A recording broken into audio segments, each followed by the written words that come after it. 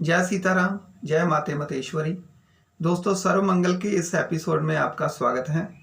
आज इस टॉपिक में मैं जो बताने वाला हूं दोस्तों, बहुत ही सटीक जानकारी है। ये जन्म राशि या लगन कुंडली के आधार पर नहीं है, किसी भी दशा अंतरदशा के आधार पर नहीं है। आपके लक्षणों पे है कि क्या आपके अंदर ऐसे लक्षण हैं। अगर ऐसे लक्षण हैं तो ये बुराई का संकेत है जो मैं बताने वाला हूं। आप ध्यान से इस एपिसोड को देखिएगा और खुद मनन कीजिएगा कि अगर आप इन आदतों से गुजर रहे हैं तो आप कृपा करके इनको दूर कीजिएगा, क्योंकि अपने परिवार के लिए, अपने बच्चों के लिए, अपनों के लिए आप नकारात्मकता की एफडी तैयार कर रहे हैं, जो कि ठीक नहीं है। तो कोई घबराने की बात नहीं, मैं आपको जागरूक करवाऊंगा इन लक्षणों से। तो शुरू करते हैं। आइए दोस्तों, बच्चा जिस प्रकार से पहले स्टडी कर रहा होता है, हम अक्सर बोलते हैं कि पहले ये क्लासेस में सही था, अब अचानक इसके अंक कम आने शुरू हो गए हैं। वैसे तो किसी प्रकार का बच्चों के ऊपर बोझ नहीं डालना चाहिए। पहले तो मैं इसकी टिप्पणी ही करूँगा कि ईश्वर की कृपा से, दया से आप अपना कर्तव्य निभाएं, लेकिन थोपे नहीं। इसलिए ये सिर्फ मैं आपको जो बताने वाला हूँ, जो भी बताने वाला हूँ, बच्चों को लेके पहला जो लक्षण बताने वाला हूँ, ये इस आधार पे कि अगर आपको अचानक लग रहा है कि बच्चे के अंदर ये प्रॉब्लम हुई है कि अंक पहले अच्छे आ रहे थे, अब अंक कम आने शुरू हो गए हैं, कम होते जा रहे हैं, जैसे जैसे क्लास उसकी बढ़ रही है अंक कम हो रहे हैं। तो दोस्तों, अचानक अगर ऐसी प्रॉब्लम आपको क्रिएट हो रही है तो आपने बच्चे के अंदर ये लक्षण देखने हैं जो मैं बताने जा रहा हूँ। पहला लक्षण होगा कि गुस्सा अचानक उसको आ रहा है, और बच्चा खासकर जो गुस्सा कर रहा है वो माँ के ऊपर कर रहा है। लिखना कम कर दिया है उसने, लिख कम रहा है, लिखने में वो लापरवाही दिखाता है, लिख नहीं रहा, राइटिंग उसकी ख़राब हो गई है एकदम, लफ्ज़ों को लिखने में वो जानबूझकर दिक्कत खड़ी कर रहा है, पेट की प्रवृत्ति से उलट खाने लग पड़ा है, वो पेट से उलट प्रवृत्ति में आपको खाते हुए बच्चा दिखे, तो ये भी लक्षण इसी में शामिल है। प्रेम की कल्पना करने लगा है, प्रेम प्रसंगों की, लव मैरिज की ऐसी बातें करने लग पड़ा है उम्र से पहले ही। ये भी लक्षण में बुराई है। जो भी ये लक्षण मिले तो आप उस बच्चे बच्ची को, दोनों में से कोई भी हो सकता है, अगर उनका शरीर, उनकी बॉडी स्ट्रक्चर, उनका बॉडी का पतला है तो समस्या और भी गहरी है, प्रमाण ज़्यादा खराब होगा। तो घबराने की ज़रूरत नहीं है। आपने केसर का तिलक रोज़ लगाना है, उनके माथे पे रोज़ केसर का तिलक लगाएं। शावर में बच्चे को नहाने ना दें। और तीसरी बात यह है कि पानी की बाल्टी भरें, उसमें आप ज़रा सी हल्दी डाल दें, शुद्ध हल्दी हो वो डाल दें, उससे स्नान करवाएं। उसके बाद आप साबुन वगैरह लगा सकते हैं, कोई दिक्कत नहीं है। इष्ट देव की पूजा करवाएं उसको। नहीं हो सके तो बच्चे को गायत्री मंत्र सिखाएं, गायत्री जप, इस जप का वो उच्चारण करे सुबह शाम, जितना यथाशक्ति कर सकता है उससे करवाएं। तो आपको अतिशीघ्र इन लक्षणों के उलट सकारात्मक जो रिजल्ट हैं वो मिलेगा।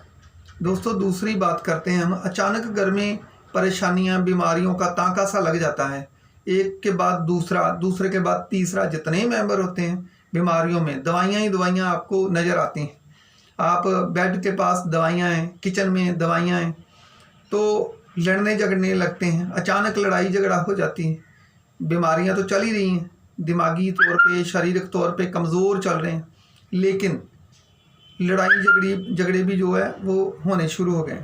फटे जूते पहने रहे आप, नीचे होल हो रहा है, आप जूते पहनते जा रहे हैं, आप लापरवाही दिखा रहे हैं जूते लेने में, मोजे पुराने हो गए हैं, फट गए हैं, फिर भी डाले जा रहे हैं। घर पुराना हो, गंदा हो, फर्श काला पड़ रहा है, कोई साफ़ सफाई नहीं कर रहे, बस जैसे नॉर्मल सफाई होती है वो कर देते हैं, लेकिन फर्श काला हो रहा है, कोई ध्यान नहीं जा रहा उसे साफ़ करने का।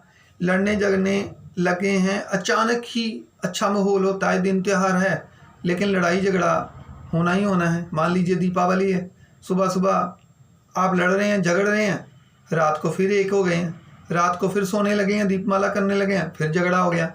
ऐसे अगर लक्षण पैदा हों तो उपाय के तौर पे आपने पढ़ने लिखने का माहौल पैदा कर देना है घर के अंदर, और सूर्य पूजा करें, सभी करें, सभी घर के सदस्य करें। पितृदोष का निवारण या तो खुद करें, किसी विशेषज्ञ से जानकारी लेके या करवाएं। ज्ञानवर्धक बातें अपने घर में करें।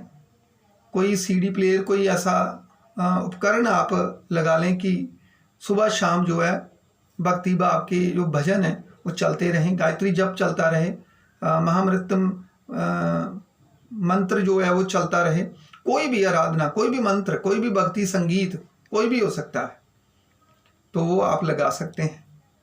आप देखिएगा कि इसका सकारात्मक रिजल्ट बहुत जल्दी आपको प्राप्त होगा।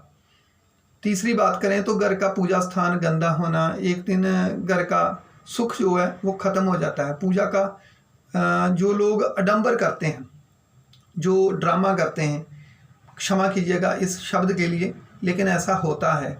आप लोग भली बात जानते होंगे, लेकिन फिर भी मेरा बताना फ़र्ज है, मैं आपको बता रहा हूँ।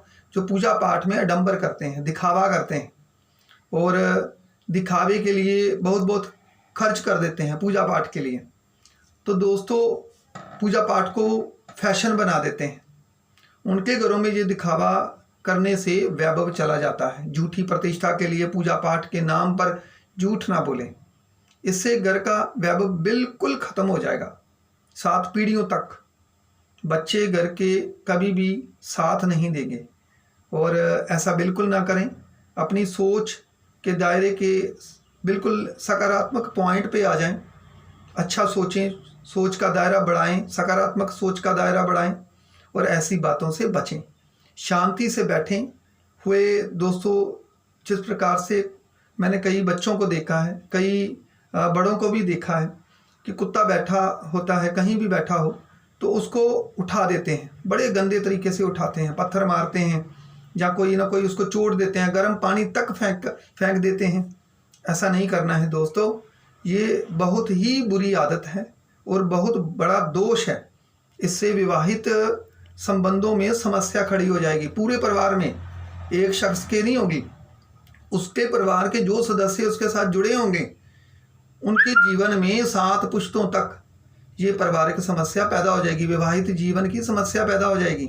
बच्चे की स्टडी में दिक्कतें आएंगी। कभी भी बच्चे निपुण नहीं होंगे, बातें करेंगे बहुत ऊंची ऊंची, लेकिन स्टडी में बिल्कुल ज़ीरो से भी नीचे पॉइंट पे आ जाएंगे। तो दोस्तों इन लक्षणों को आप समझें। अगर ऐसा है, अपने इष्ट देव को समर्पण करते हुए, अपनी सोच का दायरा सकारात्मक बढ़ाते हुए इन लक्षणों से बचें और जो उपाय बताए हैं वो कीजिए। नेक्स्ट टॉपिक में, जो नेक्स्ट एपिसोड में मैं आपको बताने वाला हूँ इसी टॉपिक के बारे में, वो कंप्लीट दूसरे और भी लक्षण बताऊंगा, उपाय बताऊंगा, ताकि आप दोषों से बचें, आप अपने घरों में सुरक्षित रहें। माँ भगवती के परम पाक पवित्र चरणों में अरदास है और विनती है कि ये जो महामारी है इससे सारे संसार को निजात मिले।